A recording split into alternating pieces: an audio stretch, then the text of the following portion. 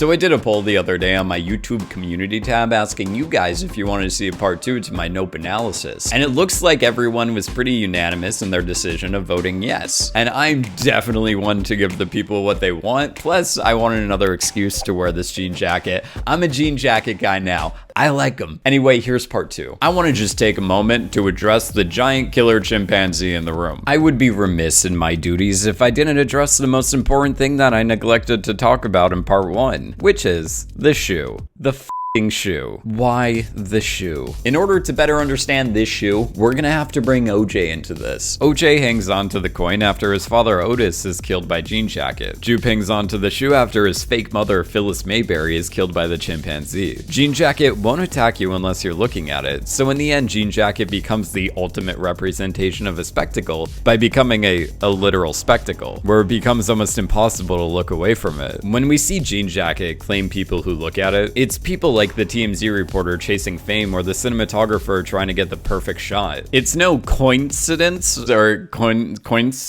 I'm trying to make a pun because it's no coincidence that Otis was hit directly in the eye with a coin from Jean Jacket. And it's no coincidence that during the chimpanzee attack, Jupe's eyes were covered by the tablecloth. As Otis looked up at Jean Jacket before he died, and the fake parents of Gordy's home looked at the chimpanzee during its Rage Against the Sitcom moment. At this point, we know that looking at Jean Jacket is symbolic of chasing fame and attention, which is what all the parents were doing. OJ's coin and Jupe's shoe serve as reminders of the moment that their careers in the film industry were destroyed. Gordy's Home only had 2 seasons. It was gaining popularity and was just about to take off like a freaking rocket ship like in the show, but it was canceled, and it looks like Jupe's acting career also didn't take off, which means it was also canceled. After Otis's death, OJ was unable to continue the success of his father's horse business, which is why he needed someone like M to come in and talk for him. Both OJ and Jupe used animals to achieve their success in film. Jupe with the chimpanzee and OJ with the horses. Both were spared during the times that their families were attacked by animals. Also,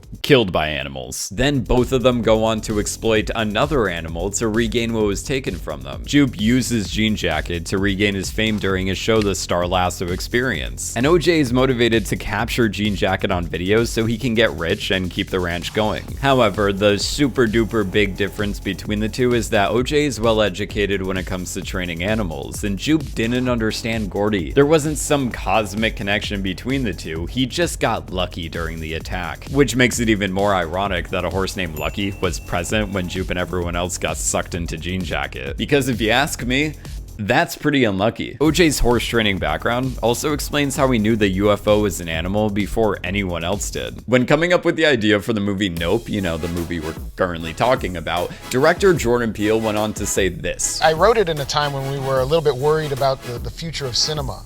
So the first thing I knew is I wanted to create a spectacle. And the movie itself deals with spectacle and the good and bad that come from this idea of attention. And because of that, there's something I wanted to elaborate further on, which is all these people willingly sacrificing themselves for the spectacle. Jupe was not the only one dwelling on / glorifying their past of being famous for a brief moment while at the same time burying their trauma. No. Mary Jo Elliott, who plays Haley Houston on Gordy's Home, also still clings on to her time on that show, as we see her attending Jupe's Star Lasso Experience wearing a shirt with her childhood face on it, showing everyone that she was this child actor on this show that only had 2 seasons and the general public doesn't care about anymore. Yet she still glorifies her time on that show, even though it severely altered her life in a pretty negative way and ended in the death of 2 of her co-stars. Mary has this veil covering her face during the Star Lasso Experience, similar to the tablecloth that's blocking Jupe's vision during the Gordy's Home massacre. When analyzing this specific shot, we can see that it's representative of Jupe blinding himself to the horrors that he experienced while at the same time glorifying the showbiz aspect of his life. At eye level, when we're looking through the tablecloth or veil, you can see the normal face of a chimpanzee, but below the veil, there's this blood and horror and just not ideal stuff. That same mindset was represented here as Mary is looking through a veil. You'd think that in this case, the veil would protect Mary the same way that it did Jupe by covering her eyes during an animal attack. But when Jean Jacket comes waltzing on over, the wind pushes the veil up.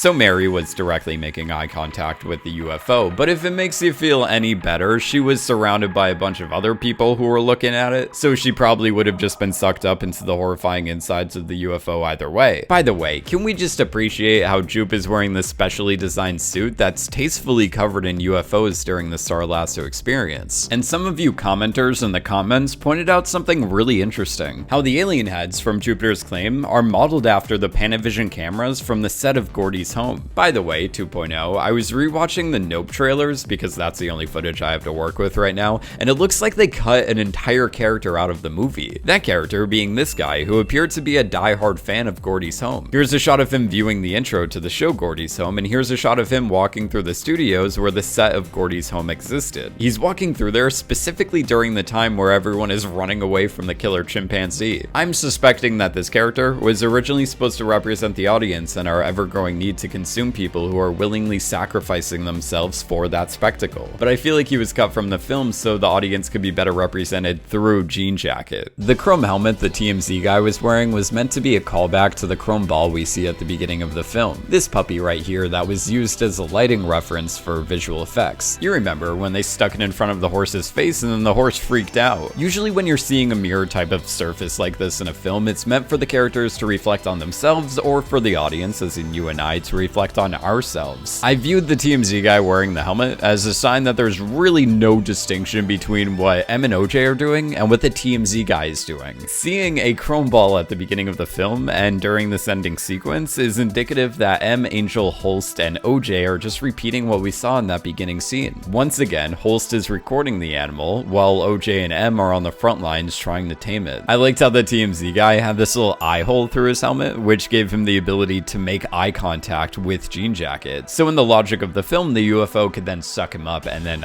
kill him. And speaking of seeing things from the perspective of the characters, in another interview with Jordan Peele, he went on to say this. It was just important for me to represent and tell the story of all the unsung heroes of the industry of the spectacle. In part one of this video, I pointed out how during the ending sequence, M is wearing green and OJ is wearing orange. Oh, by the way, some of y'all in the comments pointed out that emeralds are green and OJ, which could also stand for orange juice, is orange. I can't believe I didn't even make that connection. Honestly, at this point, I should lose all credibility. Anyway, I pointed out how at the beginning of the film, when M is giving her speech, the two main colors we see are orange and green. And later in the film, M is wearing green like the green screen and OJ is wearing orange like the tape on the green screen and the horse. Doing this to emphasize the point that these people behind the scenes are sacrificing everything to make the spectacle, but will never actually be seen in the final product, which is why the credits of the crew are in orange. And I feel like this interview really solidifies that theory. I also thought it was interesting how a lot of Jupe's Gordy's home memorabilia was orange, and the background color to Otis's photo right here is also orange. Director Jordan Peele and cinematographer Hoyte van Hoytema don't show these grand over-the-top IMAX shots where the camera moves everywhere and anywhere. A lot of filmmakers today often forget that just because you can move the camera anywhere doesn't mean you should. So it's refreshing that most of the time in Nope, they decide to keep the camera leveled with the characters, as we mostly witness everything through an eye-level perspective. Like how we really only see the Gordy's home massacre through the eyes of the child version of Jupe. We're seeing everything from their perspective to better make you feel as if you were in their shoes. We don't witness the massacre through the recordings, and we don't witness the spectacle of an alien UFO through the IMAX film strip. Instead, we see these spectacles through the eyes of the people who suffered for it. Peele having his concerns for the future of cinema definitely inspired him to create the character of Holst, as Antler's Holst is a representation of where the film industry is currently at. Holst is clearly unsatisfied with how his career has turned out. When M calls him up, he's editing footage of animals in the wild, but this is all non-CGI footage of animals that's shot in the wild on location. Compare that to his current gigs of shooting animals in a very boring and controlled environment. His passion for filming wildlife and his need to film something exciting explains why he wanted to get abducted by the UFO, filming something that's a true spectacle, something that he's been deprived of this entire time. Well, that's everything I had to say about Nope today. Oh, and wait, before I forget, I'm just gonna put this here, I'm just gonna leave it there. Please subscribe. Anyway, thanks for watching.